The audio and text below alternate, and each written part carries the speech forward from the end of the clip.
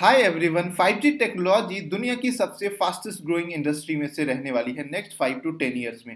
जो next industrial revolution आने वाला है उसके लिए 5G ही रिस्पॉन्सिबल होगा, जो कि ना सिर्फ ज़्यादा प्रोडक्टिविटी देगा बल्कि और भी ज़्यादा एम्प्लॉयमेंट जनरेट करेगा, और ये पुराने जो इंडस्ट्रियल रिवॉल्यूशन रहे हैं उससे ज़्यादा रिवॉल्यूशनराइज रहेगा, यानी उससे ज़्यादा क्रांतिकारी होगा।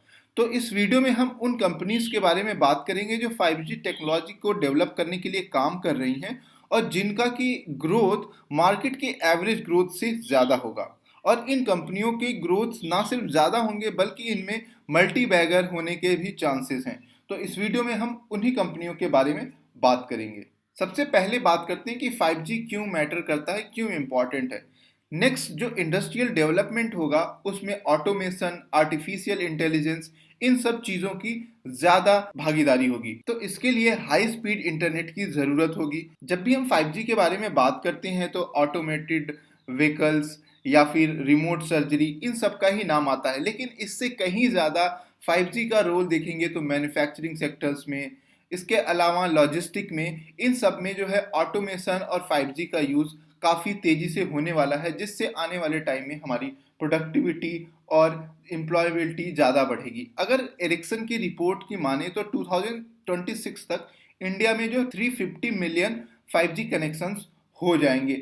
यूं तो अब देखें पूरी दुनिया भर में 61 कंट्रीज ऐसे हैं जहां पे 5G ऑलरेडी कॉमर्शियली स्टार्ट हो चुका है, लेकिन इंडिया में बात करें तो जनवरी के एंड तक लॉन्च होने की चांसेस थे, लेकिन जिस तरीके से चीज़ें चल रही हैं उसको देखते हुए ऐसा नहीं लगता है कि 2021 में लॉन्च हो जाएगा, क्योंकि अभी भी स्पेक्ट्रम के जो ऑक्शंस हैं वो नहीं हुए हैं। लेकिन जहां तक प्रिपेयरनेस की बात है तो एयरटेल पूरी तरीके से जो है रेडी है लॉन्च करने के लिए, उसने सारी टेस्टिंग कर लिया है। ओवरऑल अगर हम किसी भी टेक्नोलॉजी को अडॉप्ट करने में इंडिया को देखेंगे तो जब 2G लॉन्च हुआ था तो उसके 10 सालों बाद इंडिया में 2G आया था। जब 3G लॉन्च हुआ था तो ऑलमोस्ट 8 to 10 ईयर्स इसमें भी लगे थे इंडिया को आने में। लेकिन 4G में देखेंगे तो 3 to 5 ईयर्स में इंडिया 4G आ चुका था, और 5G देखें तो 2020 में दुनिया भर में लॉन्च हो चुका था और 2022 तक आ ही जाएगा। तो यानी 2 सालों में 5G भी इंडिया में आ जाएगा।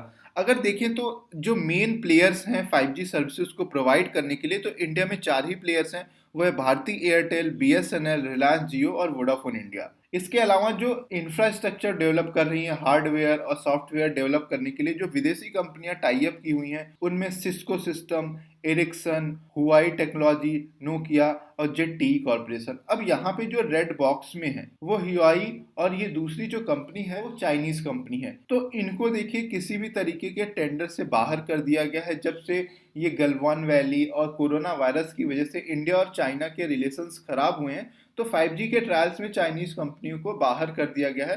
दैट मीन्स कि अब सिर्फ सिस्को, एरिक्सन, नोकिया जैसी कंपनियां ही इंडियन कंपनियों के साथ टाई अप करके 5G को डेवलप कर रही हैं।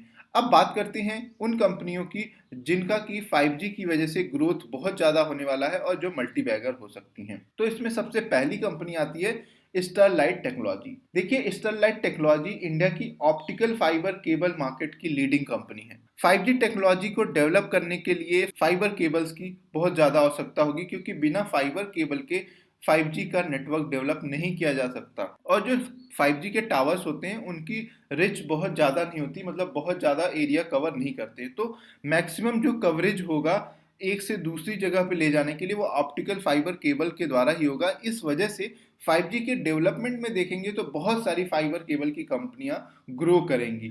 मार्केट शेयर जो है फाइबर केबल में लीडिंग कंपनी है। इसका जो करंट मार्केट प्राइस है 240 है, और जो 52 वीक हाई था 249 है। ऑलमोस्ट ये आप देखेंगे तो 52 वीक हाई पे ट्रेड कर रहा है। इसके अलावा देखेंगे तो ये ना सिर्फ ऑप्टिकल फाइबर केबल देती है बल्कि ये डिजिटल सॉल्यूशन भी प्रोवाइड करती है, जैसे कि नेटवर्क सिस्टम डेवलप करना। तो आने वाले टाइम में ये कंपनी भी बहुत तेजी से ग्रो करेगी 5G के साथ में। दूसरी कंपनी है तेजस नेटवर्क। तेजस नेटवर्क देखेंगे तो ये भी ऑप्टिकल फाइबर और डेटा नेटवर्किंग के लिए काम करती है। इसके अलावा अगर आप बात करेंगे तो जो भी बहुत सारे कंपनी ने नेटवर्क को डेवलप करने के लिए जो पेटेंट होते हैं वो बहुत सारे पेटेंट फाइल कर दिए हैं 5G से टेक्नोलॉजी से जुड़े हुए। तो इस कंपनी को 5G टेक्नोलॉजी को डेवलपमेंट में इस कंपनी का बड़ा रोल होने वाला है इंडियन मार्केट में।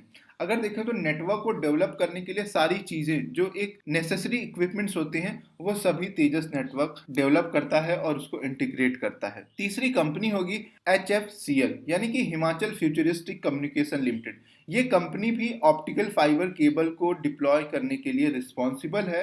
तो जैसा मैंने बताया कि ऐसी बहुत सारी कंपनियां होंगी ऑप्टिकल फाइबर पे बेस्ड होंगी। अब देखिए ये कंपनी जो है मैन्युफैक्चर करती है ऑप्टिकल फाइबर्स को, और इसके मैन्युफैक्चर किए गए ऑप्टिकल फाइबर सिर्फ इंडियन मार्केट में ही नहीं बल्कि यूरोप में, साउथ अफ्रीका में, मिडिल ईस्ट में, यहाँ पे भी इस कंपनी के बनाए गए ऑप्टिकल फाइबर केबल एक्सपोर्ट होते हैं। तो यानी जब 5G डेवलप होगा तो ऑप्टिकल फाइबर की डिमांड बढ़ेगी, तो इस कंपनी को बेसिक डेफिनेटली फायदा होगा। चौथी कंपनी है स्मार्ट लिंक होल्डिंग।